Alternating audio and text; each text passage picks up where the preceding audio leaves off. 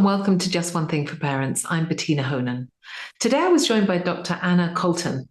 Anna is a specialist in eating disorders and teenagers as well. And we talked about eating in children, and particularly this question of how it's really important as parents that we don't pass down our body issues to our children and how hard that is. She's got a lot of tips and ideas for things to do and to not do. And I think it's really an important conversation in today's culture with online and social media. We actually didn't quite talk about Ozempic, but Ozempic is around and it's something in our world today. So thinking about how we talk to young children and also teenagers about their body is a really important thing for all parents. So please keep having a listen to my interview with Dr. Anna Colton. So hello and welcome, Anna. Thank you so much for joining me. Oh, thank you so much for having me. The question for you is, what is just one thing parents can do to ensure that they don't pass their body issues onto their children? Feels really important, but perhaps say a little about why you chose this as a topic, and then we can get into the detail. Absolutely. I mean, it is so important. And actually, I hear you say it back to me like that, and it feels enormous. It's such a big question. My background's eating disorders. So I've spent 25 years working in eating disorders, child and adolescent, mainly adolescent, and some adult. And with almost every family, with almost every young person, with almost every adult I work with, even now, there's always a track back to, well, my dad this, or my mum that, or this was the culture at home, or I was rewarded with food, and that was how they showed their love. Or, well, my mum was always on a diet and she never ate with us. Or my dad was, a fitness fanatic and really very prescriptive about what could be eaten. Or, it always tracks back. And I think we're living in a world where the messages around food, around body shape, around size, around health, but are loaded with value and loaded with meaning, that diet culture is just rife, and that our children are growing up bombarded with some really dangerous messaging. And so I think that starts at home, and we can only have some impact on that if we're aware we need to have some impact on that as parents. Yeah. So what you're saying is, from your clinical point of view, when young people present with difficulties with eating and with body issues, there's more often than not something that's gone on with their parents that has been handed down inadvertently. Obviously, we don't do that on purpose. And, this is not about judging parents. I mean, I for sure have handed on some issues to my kids about this. And me. Yeah. But that it is a pathway. So we have to be aware of that. We have to be honest and hold our hands up and say, okay, what's going on? Completely. We have to. And there are all sorts of other, factors that can come into developing an eating disorder, right? Yes. There's trauma, there's genetics, there's heritability, there's illness, there's so many. And it's not about the blame. I always really want to try and be really clear, both when I work with people and in my book, I want to say it's not about blame. Yeah. But if you're unaware, you're destined to pass it on, or you're destined to repeat patterns. And it's only by becoming aware that you have a choice, that there's another door that might open, that there's another avenue you might be able to take. Yeah. So if you could give a little bit of an answer, what are the things that parents, can be aware of, or what can they do in order to try to minimize the impact of an inevitable past that has grown up in this culture? And kind of minimize that impact on their kids? Absolutely. Such a great question. Gosh, I will not go on all day. So I think language is actually really important to be quite neutral in your language about food. So you don't talk about it as good or bad or crap or junk or toxic or poison. I often have parents say to me, but sugar is like cocaine. It's a drug. It's addictive. It's like poison. And I'm like, we need to be a little bit careful about that language. Yes. Well, there were those rat studies, weren't there? But they're rat studies. The rat studies. And they're rats. And for those who don't know, am I right in saying that the rat studies showed that the sugar was more addictive than the cocaine for rats? Yes, but it was on starved rats. So Okay. they starved the rats first I didn't know and then, that. yes, and then given it. I mean, the studies are fascinating and there is more and more coming out. And, and every brain is different. That's the other thing to say. Every brain is different. Every body is different. But Yeah. but the Yeah. rat studies are quoted everywhere, Yes, they and they're rat are. studies on starved rats. So yes, so language is really important. Understanding that actually helping your child create a good relationship with food is more important than the food they eat or don't eat in any given meal, because that relationship is lifelong. Mm, So being, trying to create meal times that are enjoyable, that are about bonding and connecting, that are about sharing your day rather than about what you must eat and what you must finish. mm, Not setting up a food hierarchy, because often when we say something like, you can have your pudding after you finished your main course, suddenly pudding becomes more desirable and the main course doesn't. And that's absolutely the opposite, of what any of us, I think, as parents would want. But it's so easy to do. Not rewarding, not punishing, all of these things. So they're important. But also understanding if you have distress around your body, which I feel it's sad to say this. I think most women at some stage do, and many men. I yeah. know that I don't always look in the mirror and think, yay. Yeah. Yeah. I just don't. Yeah. But being really mindful of how you pass on that message. So instead of going, oh my God, I can't wear that dress, it shows every lump and bump, I'm really fat, Mm, to think about, I don't feel comfortable. Or maybe don't even comment on it at all. yeah. Or Yeah. maybe don't even comment on it at all. You just Yeah. kind of, you don't wear that dress. Yeah. Not to talk about your body in a denigratory style. Yeah. Not to give the impression that the aesthetics are everything. Mm, Because actually our body is functional. It's amazing. It's the only place we have to live. It lets us, think and breathe and walk and run and play sport and do anything we want to do. And yeah. that should be the focus. Yeah. Not, do I fit to the size 6, 8, 10, 12? Mm, Not, do I look good in this? mm. So And you would say avoid all of those conversations. if I would say don't make them the norm, they're going to come up. Your teenager is going to say to you, do I look good in this? Yeah. That's inevitable. Yeah. And you can say, yeah, you look great. Yeah. Mm, But if the narrative generally is mm, your body's an amazing thing and everybody is different and there are yeah.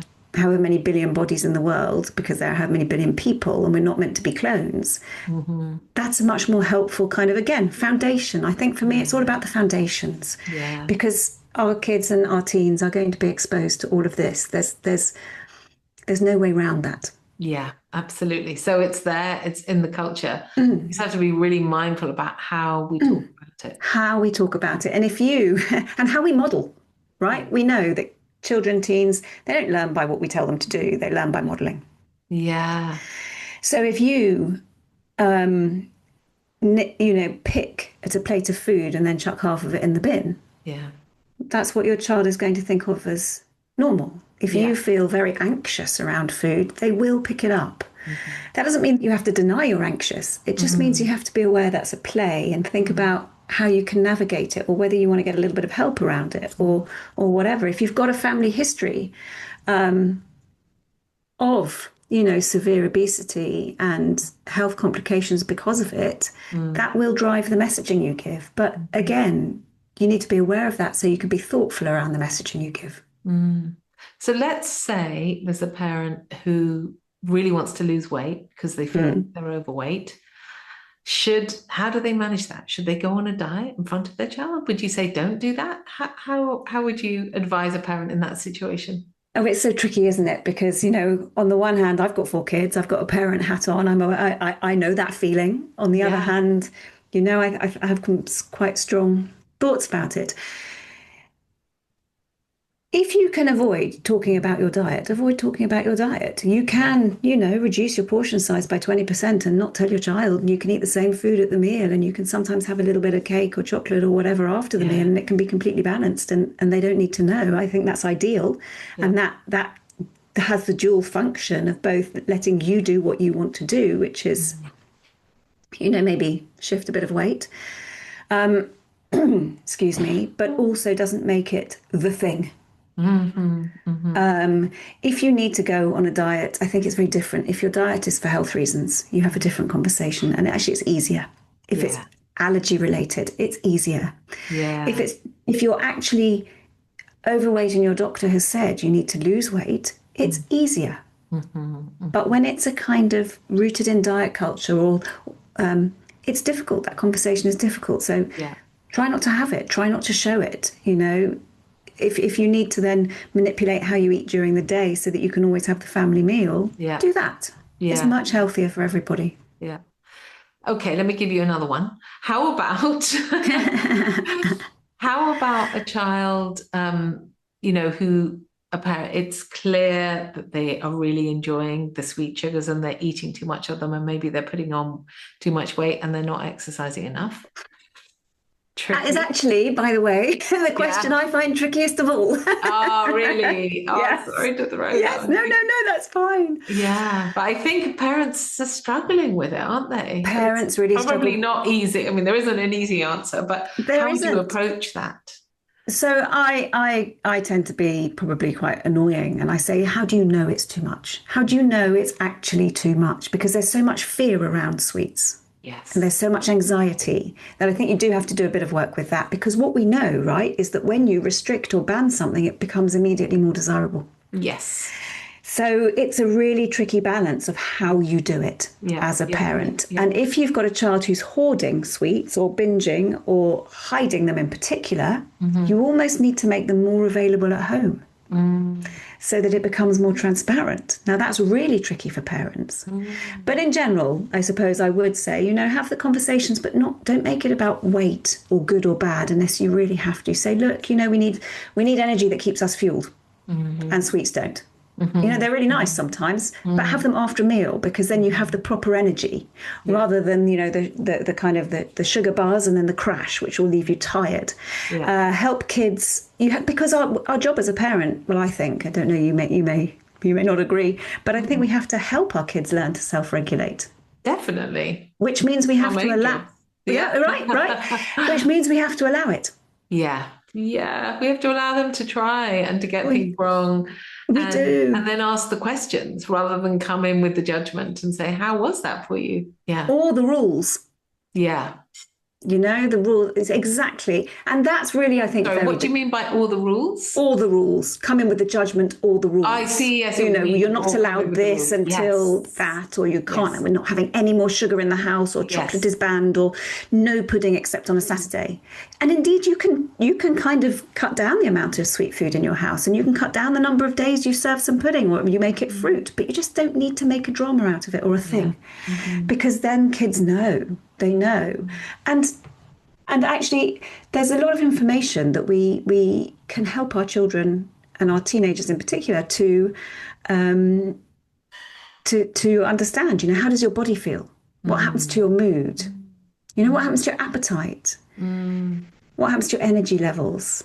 How does your tummy feel? Do you feel sick? Do you feel, if we help our kids tune into that, Yeah. that gives them some life skills Yeah. And that's all about asking questions. and Not being observant, isn't it? Yeah, absolutely. But it's not comfortable, and I totally get that. Yeah. I actually recorded a really interesting podcast. I can't remember what number it was, with Anastasis Spiliados. Yeah, I listened to that. I really Oh, enjoyed did it. you? I did, Yeah, yes, I did, it, yes. it was really about how sometimes as families we can shut down conversations about bodies with teenagers. It's kind of easier with primary school age kids, It with is. little kids. You go, oh, It you is. little chubby bum bum, or whatever you might say. But with teenagers, everyone goes, oh, hold on a sec. I don't know what I should or shouldn't say. It's hard, isn't Yeah, it? it's hard. It is hard. And I've had many a conversation, with my sons, with my daughter, around, well, your body is meant to change. Yeah, Your body isn't, you're meant to put, with my daughter in particular, and I really wish more parents knew, girls need to gain weight to go through a healthy puberty.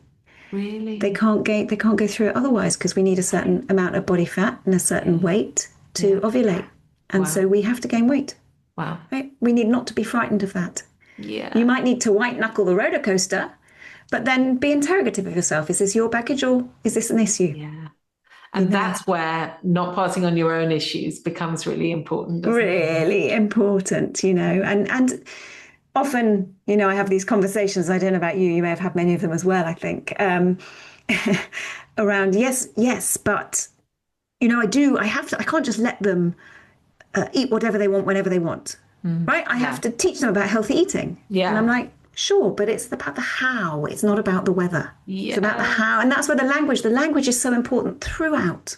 Yeah. Throughout. It doesn't stop just because they turn 13. Almost more important through adolescence when the whole body is changing, when the whole brain, I mean, I'm a bit embarrassed saying to you, the whole brain is rewiring. You wrote the book. When the whole brain is rewiring and they're going through all of these, the hormones are everywhere and everything is in flux. The last thing they need is to be bombarded with messages about how bad they look or they're eating wrong. And actually, teenagers start to look at their body in a different way. They start to look at themselves in a different way. As this frontal bit of the brain comes online, they start to have this view of themselves from the outside. And that's not only in terms of, am I clever, or am I sporty, blah, blah, blah, but it's also, oh, look, I've got these legs and these arms and this tummy, and how am I relating to this? So exactly. And how would I like to relate to this? Yeah. Because there's the whole process of forming identity. And how do I want to be like my parents? And how do I want to be different from my parents? And, all of those questions are so important. And the more that we as parents can talk about them, the better. Yeah, absolutely. And I can't imagine there isn't a teenager around that didn't hate one bit of their body. It's usually one thing, isn't there? Or at least some feature. At least, yes. And I'm not sure that it... probably most adults would say the same thing. Yeah. Yeah, well, even still, but I think as a teenager, it feels very overwhelming. And also, can I change it? Can I get rid of these legs or this nose or this whatever it is? And coming to terms with and accepting, actually, this is the body that I was given. And you can change it to some degree, but you can't change it completely. And actually, I think, for me, you've just said it, but acceptance is the thing that I really want people to focus on, because I know, a lot of people talk about body positivity. I don't think I'm such a fan, because we don't all feel positive about our body every day. I don't think anyone ever does. And we don't need to feel positive. We need to accept it. We need to value it for what it enables us to do, the life it enables us to live. We don't need to love it. We just need to accept it. Absolutely. This is my body. That's right. And should you be honest about, I hate my legs, or with your kids? Do you think parents should go, this is the bit of my body that I've really struggled with? Or would you just try not to? So that's, again, I have to say I'd love to hear your thoughts on that too. But I think in those teen years, if your child says, I really hate my legs, you can say, look, I get it. I've struggled with this bit of my body in time, or when I was a teenager, I struggled with that, or I still sometimes look in the mirror and think this. That's very normalizing. It's amazing. I agree with you. I would do the same thing. Yeah. Just validating and saying, wow, that must be hard. Yeah. How are you coping with that? As opposed to going, no. Sometimes I think that is something parents do, don't they? Their kids say, I hate this. And they go, no, that's not right. You're beautiful. Well, I think you're beautiful is a really difficult communication in and of itself, because immediately you're going, oh, no, it's all about the aesthetic. Yes, that's so true. So actually, what do we want them to believe? I don't worry about your legs. I get it. I hear you. It's really tricky, But, your friends don't love you because of the size of your legs. Yeah. Oh, my God. Love that. I've got to get that on a T-shirt. They love you for all sorts of other reasons. I promise you, it's not the size or the length of your legs. Yes. Wow. Anna, I know you've written a book. So if parents want to learn more, just what is the book called? So the book is, I do. How surprising. How to talk to children about food, which might be back to front here. And it's, I kind of always say it is that, but it's so much more than that. It's this whole conversation and more. It's about how you as a parent, what's your relationship with food? Where did it come from? What did you learn through your childhood from your parents? What's the kind of the baggage that your own parents passed to you? Yeah. Do you want to gift that to your kids? Yeah. What's the language you use? What's your love language? Because food is such a big love language. Yeah. And it's I can't talk. I totally use food for love. But it needs to be in addition to. It can't be the only love language. Yes. And then there's lots on the developmental stage of eating, on childhood, on adolescence, because actually fundamentally I'm an adolescent person. And I think it's the most amazing period of development. It's just amazing. And then, how do you break the cycle? And there's stuff on the eating disorders, what to look out for, why they develop, some neurodiversity, you know, what happens when there's neurodiversity with food, because of course that plays out. How do you manage in certain scenarios? What do you do with grandparents when they like to feed your children sugar all day long? It's a very common one that I get. And then how do you break the cycle? But with all of that, I think with all of these kind of books, you know, with the acknowledgement that sometimes you can do it all and you'll still have a child who develops an eating disorder or struggles, and that's okay. Yeah. I mean, it's not okay. It feels awful, but it's not your fault. It's not your fault. So true. Yeah. So if we could end, if you could just say just one thing that parents can do, and we're focusing on this, like not passing on the issues that you know, that we still carry inside us, what would that one thing be? That one thing would be, please be interrogative of yourself and honest that you probably do, because we all do have some issues. Know them, because when you know them, you have choices. And when you don't know them, you have no choices but to pass it on. I love that. Oh, Anna, thank you so much for your time today. Thank you so much for having me. That was such a great conversation. It's been lovely.